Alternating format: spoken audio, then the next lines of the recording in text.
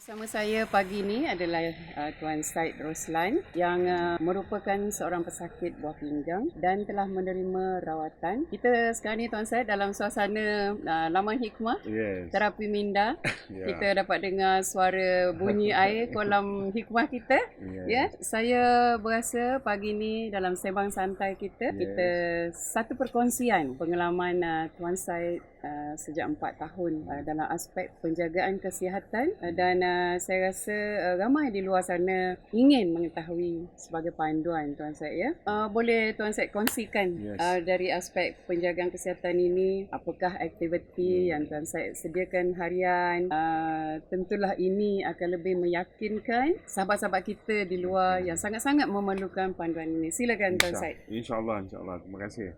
Saya antara yang pertama tujuan kita berdiskusi pagi ni Puan, antaranya untuk memberi pencerahan kepada kawan-kawan saya yang sedang menjalani rawatan dialisis.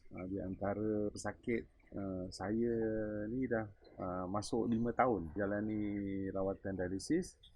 Dan antara perkara-perkara yang saya tekankan pada diri saya untuk menjaga kesihatan saya, yang pertama adalah rawatan dialisis itu. Pertama yang kita mesti jalani, jangan ponteng. Kedua adalah pemakanan. Pemakanan saya perlu dijaga dan perlu diteliti pemakanan. Dan kedua adalah dari aspek kita punya perubatan. Ubat-ubat itu kena makan, kita tak boleh ponteng. Dan yang perkara yang kita nak discuss pagi ni antaranya adalah senaman. Menjurus kepada senaman. Senaman. So yang pertama tu memang kita tak boleh ponteng. Dan yang kedua tu pemakanan. Pemakanan ni ada 5 aspek yang paling penting. Satu, kita kena tahu protein. Apa tu protein? Lepas tu kita punya kalori kita. Kalori ni berapa banyak kita boleh makan, berapa banyak kita pemakanan yang kita perlu elak. Dan kedua, cecair.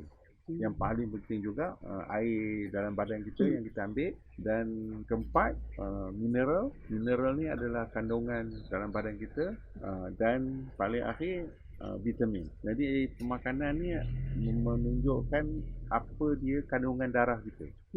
Yang kita cuci, yang kita buang, apa yang tertinggal, apa yang kita perlu. Jadi pemakanan memang penting. Jadi dari aspek itu saya tekankan pada diri saya, lepas pemakanan, ubat.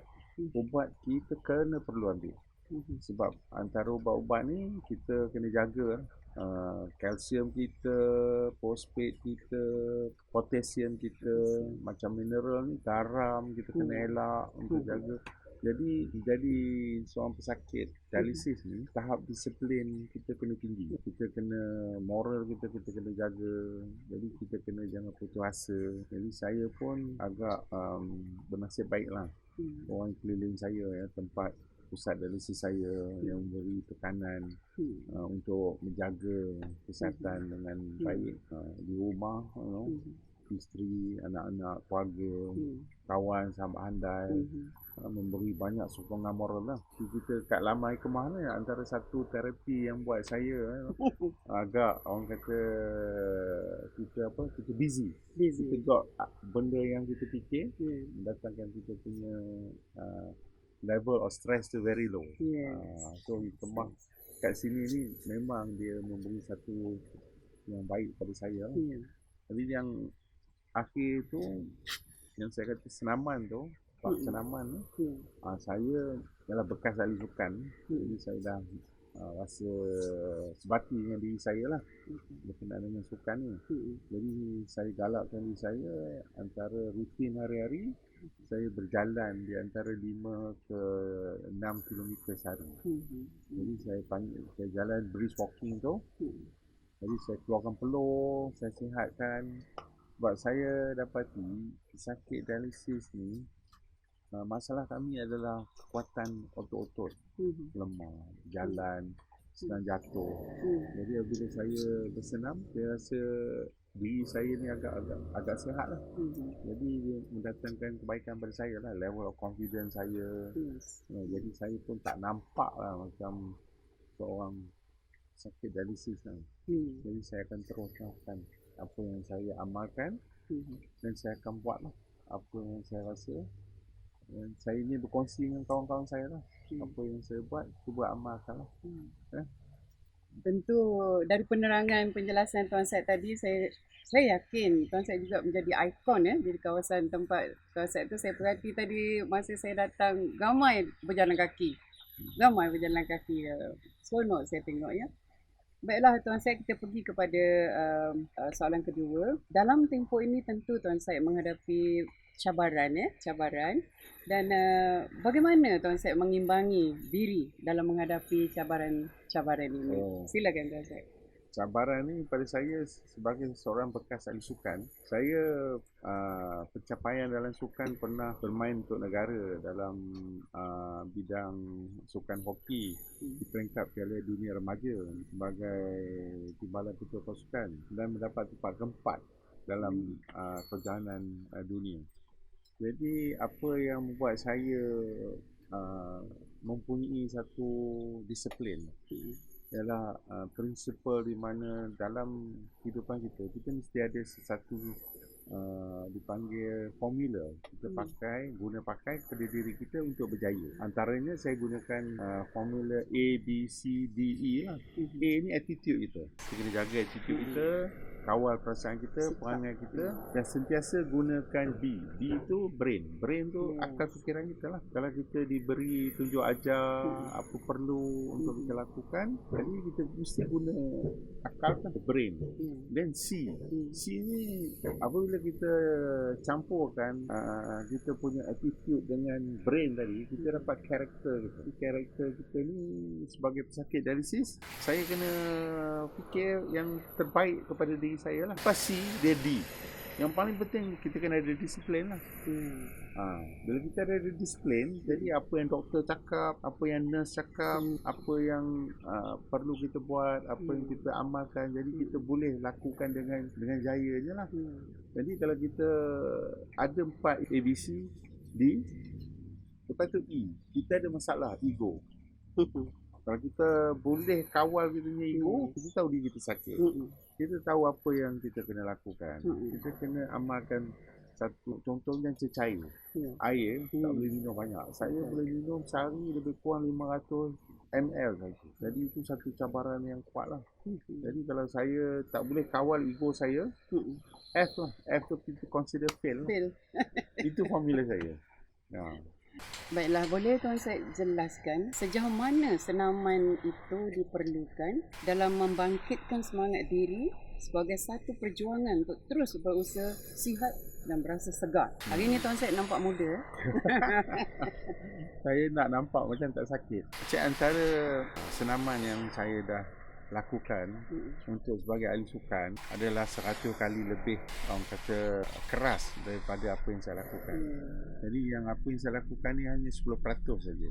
Jadi saya dapati dengan melakukan senaman ni, saya keluar peluh, otot kaki saya kuat balik, saya dapat confident berjalan, saya rasa kadar sugar saya, gula saya turun. Jadi saya pun rasa melakukan senaman tu pun yang paling mudah. Berjalan. Saya tak ada melakukan senaman-senaman macam berlari, angkat benda-benda berat. Sekali-sekala saya pergi gym, tapi tangan kiri saya ni ada fistula. Untuk saya rawatan dialisis saya. Jadi tangan kiri ni saya tak boleh buat apa-apa. Saya tak boleh buat angkat berat apa.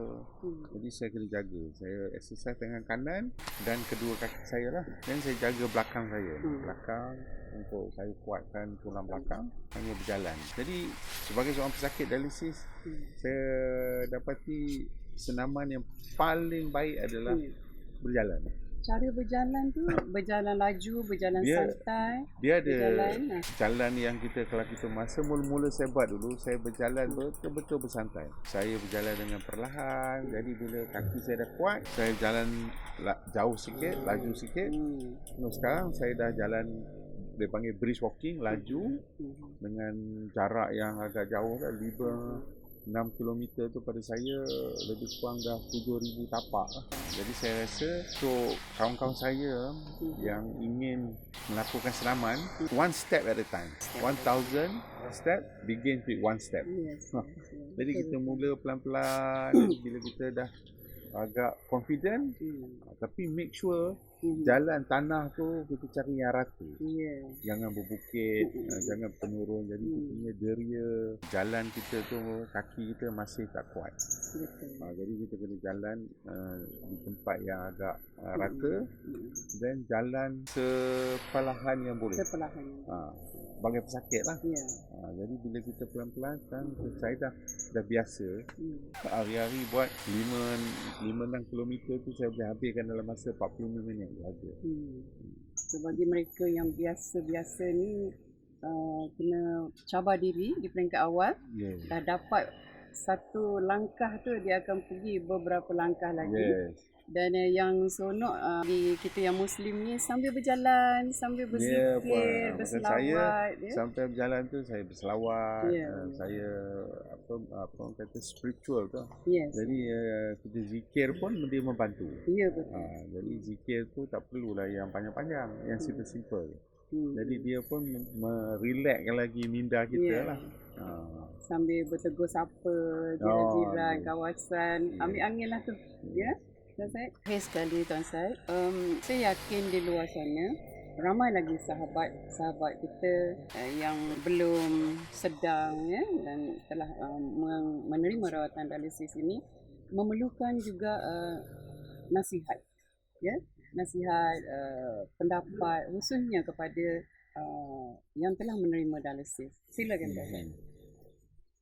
Saya ingin berkongsi pengalaman ni dengan kawan-kawan saya sebagai pesakit dialisis dan juga kepada orang luar di sana yang berpotensi, orang kata kemungkinan akan terkena ke.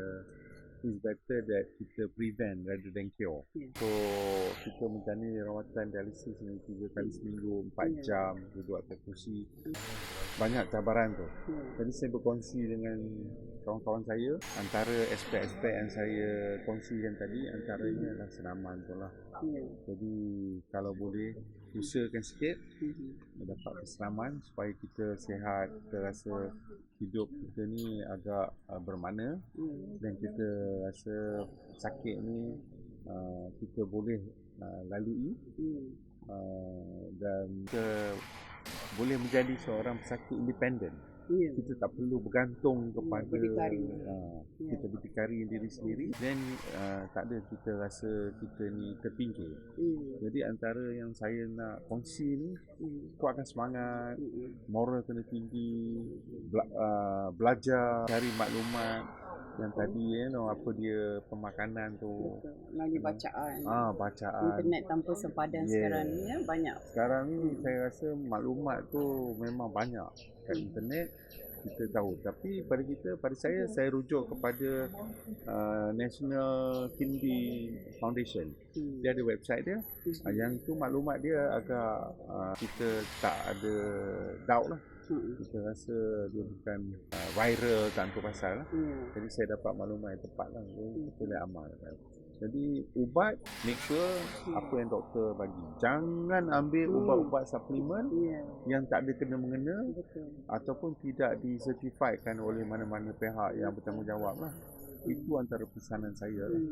So saya berkongsi, saya minta jasa baik kawan-kawan saya, bersenam. Bersenam tu adalah antara perkara yang membantu banyak dalam pada diri kesihatan, saya. penjagaan kesihatan. Perkara-perkara kecil yang membuatkan kita gembira, happy membuatnya. Dan elakkan menyendiri. Elakkan menyendiri, akan ke arah kemurungan dan sebagainya. Ramai yang merasa begini di peringkat awal sebagai satu kejutan dan sebagainya kan.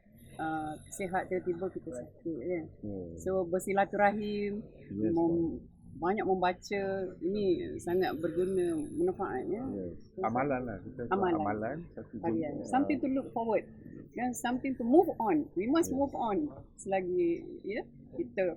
Saya berharap sangat apa yang saya bincangkan puan pagi ni, kawan-kawan saya, kenalan-kenalan saya yang saya kenal di pusat dialisis tu, 135246 hari-hari yang saya kenal ramai. Jadi antara yang saya rasa mencabar bagi saya adalah saya tak mahu kesihatan kita ni menurun. Ya. Biar kita pergi buat apa panggil rawatan, Sustain sustain dan level tu dia meningkat. Betul. Okey Puan, saya terima kasih. Okay. Ada kenangan pahit, kenangan manis nak dikongsikan dalam Saya rasa sesi banyak santai ni? kenangan manis ni kita rasa Di tempat dialisis tu bagaimana mereka menggembirakan jugalah di part of the perawatan pusat perawatan Islam ni dia special sikit ada lah. sambutan tahunan hari dialisis. Dia menggunakan konsep mentor-mentee.